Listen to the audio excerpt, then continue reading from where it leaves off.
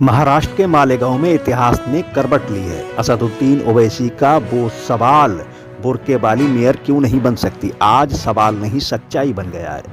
नसरीन बानो शेख का मेयर बनना सिर्फ एक चुनावी जीत नहीं बल्कि उस सोच पर करारा तमाचा है जो लोकतंत्र को कपड़ों से तौलती है। मालेगांव ने बता दिया, यहाँ फैसला पहचान से नहीं हक से होता है। जिस बुर्के को सत्ता से बाहर रखने की साजिशें रची जाती रही, उसी बुर्के ने आज पहना सत्ता का ताज। तो दोस्तों नमस्कार, मैं इरशाद अली और आप देख रहे हैं यूपी 76 न्यूज़, खबर हमारी दुनिया तक। बस आपसे एक ही निवेदन है, यदि आप फेसबुक पर देख रहे हैं तो फॉलो करें और यदि यूट्यूब पर देख रहे हैं तो चैनल को सब्सक्राइब करके घंटी वाला बटन जरूर दबाएं। महाराष्ट्र के मालेगांव में नगर निगम की राजनीति ने एक नया इतिहास लिख दिया है। जिस बात को AIMIM प्रमुख असदुद्दीन ओवैसी ने कभी एक जनसभा में सवाल बनाकर उठाया था कि बुर्के वाली मेयर क्यों नहीं बन सकती, आज वही सवाल हकीकत बनकर सामने आया है। दोस्तों, मालेगांव नगर निगम को पहली बार हिजाब यानी बुर्के वाली महिला मेयर मिली है।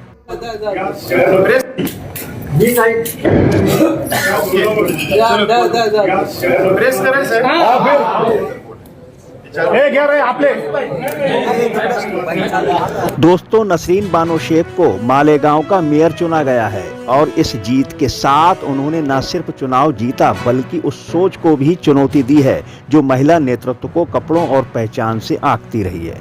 दोस्तों, मेयर पद के चुनाव में नसरीन बानो शेख को कुल 43 पार्षदों का समर्थन मिला, जबकि शिवसेना की प्रत्याशी लता घोड़खे को सिर्फ 18 वोट ही हासिल हो सके। इस प्रकार नसरीन बानो ने 25 मतों के भारी अंतर से जीत दर्ज कराई।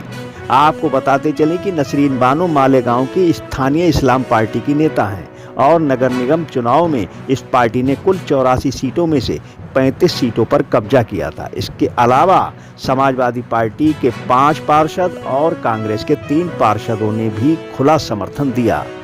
आज मैं इस खुशी के मौके पर सबसे पहले अल्लाह रब्बुल इज्जत का शुक्र अदा करती हूँ।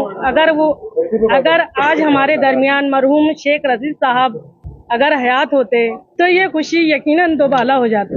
आवाम के सैकड़ों जन्म दाखिलों को रद्द कर दिए गए, जिससे औरतों, बच्चों और बुजुर्गों में बेचैनी सी पैदा हो गई, जिसे दूर करने के लिए हम जन्म दाखिले का मामला कारपोरेशन के जरिए कानूनी तौर पर हल करने की कोशिश करेंगे। वहीं AIMIM और भाजपा खामोश रही। दोस्तों, इस चुनाव का दिलचस्प पहलू ये रहा कि AIMIM के 21 पार्षद और भाजपा के 2 पार्षद पूरी तरह साइलेंट रहे और मतदान में सक्रिय भूमिका नहीं निभाई।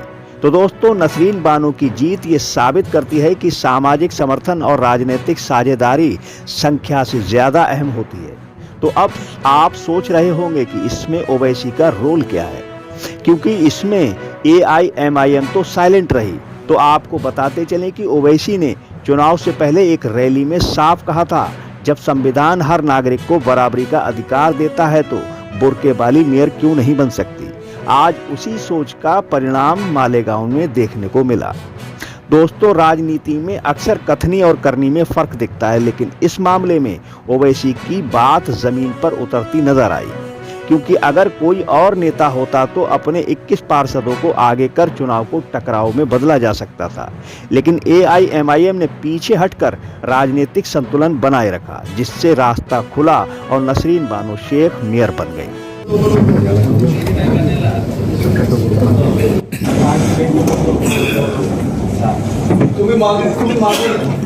आपको बताते चले कि मालेगांव की बुर्के वाली मेयर नसरीन बानो शेख कौन है। तो दोस्तों, पूर्व विधायक व पूर्व महापौर रशीद शेख की नसरीन बानो बहू हैं और मालेगांव की राजनीति में एक चर्चित और सक्रिय मुस्लिम महिला चेहरा मानी जाती है। दोस्तों, मेयर बनने के बाद नसरीन बानो ने साफ कहा कि महापौर की जिम्मेदारी को पूरी जवाबदेही और ईमानदारी के साथ निभाया जाएगा। दोस्तों, मालेगांव का ये चुनाव सिर्फ एक मेयर चुनने तक सीमित नहीं है, बल्कि उस सोच की हार है जो कहती है कि हिजाब या बुर्का नेतृत्व की राह में रुकावट है।